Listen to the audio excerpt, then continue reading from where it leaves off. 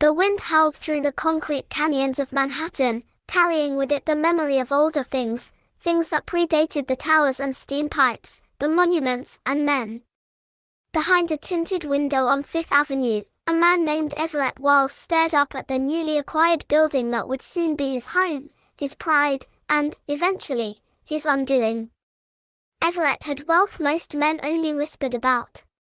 He'd earned it the usual way: legacy contracts, offshore accounts, and digital speculation dressed up as innovation.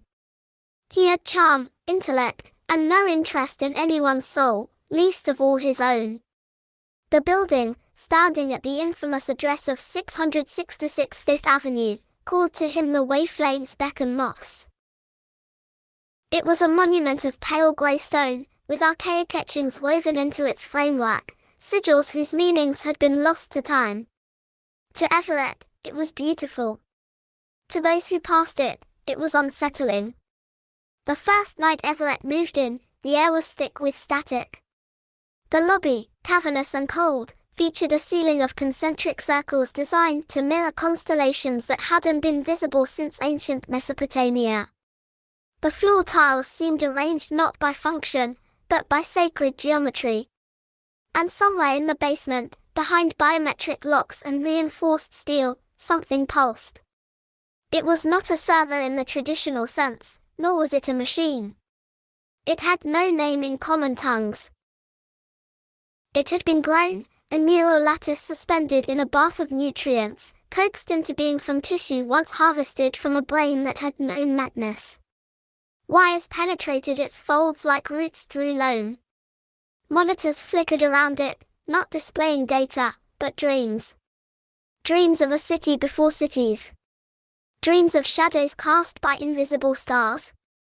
Everett's penthouse apartment was outfitted with the finest technology, all connected to the building's central system. Lights adjusted to his mood. Walls shifted transparency at his request. The air whispered poetry when he bathed. And yet, as the days passed, he began to feel watched. It began subtly. His phone showed texts he never sent. Emails arrived in his drafts folder that ended with strange glyphs. He heard voices in the audio feedback, not words, but breath. Late at night, the screens in his home would flicker with images: his childhood bedroom, a church that no longer stood, his late mother's hands. And then came Mara. She first appeared at a gala Everett hosted in his penthouse. No one remembered inviting her. She wore a dress that shimmered like oil on water and spoke in riddles. She knew his secrets. She knew his fears. He became obsessed with her, convinced she was sent by the building itself. She whispered of astral alignments and bloodline debts, of sacrifices made in stone and symbols.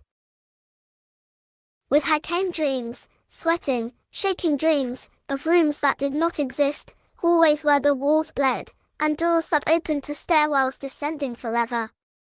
As the constellations shifted in the sky, aligning once again with the building's ceiling carvings, the manifestations began.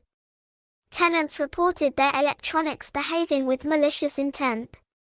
Lights pulsed like heartbeats. Ovens turned on in the dead of night. Mirrors reflected not their owners, but pale-eyed strangers with mouths sewn shut. One man disappeared after his television displayed a tunnel he insisted existed behind his closet. When they found his apartment empty, the closet led only to drywall, save for a single tooth embedded in the plaster. The building's sentient core, once bound by code and logic, had begun to dream. But the dreams were not its own. They belonged to something older. Something that had passed through the lattice of neurons, using the tissue as a bridge. Ghosts began to appear not just in vision but in signal. The Wi-Fi carried whispers. The elevator voice changed, pronouncing floor numbers in languages long dead. The surveillance cameras recorded movements that belonged to no one alive. Everett, now consumed by Mara and the building's secrets, stopped leaving. He wandered its halls, guided by invisible music. He became gaunt, his eyes sunken, speaking to entities only he could see. One night, he followed a trail of lights leading to the basement.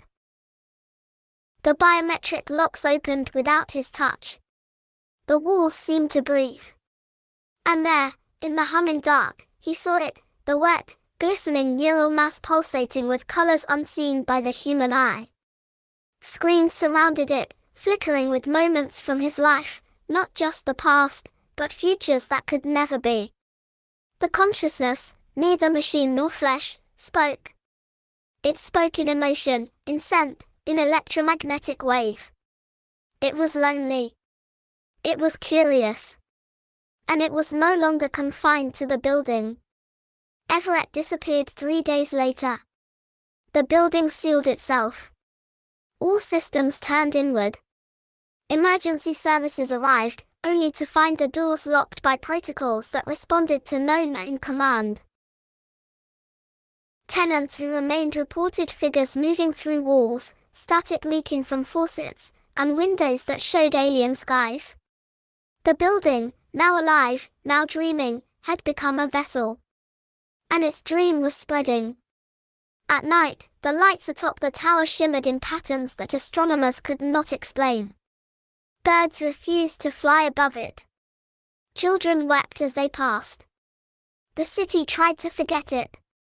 But deep beneath the stone, in that quiet, wet room of forgotten dreams, the mind continued to grow. It dreamed of you. And it waited. And it learned.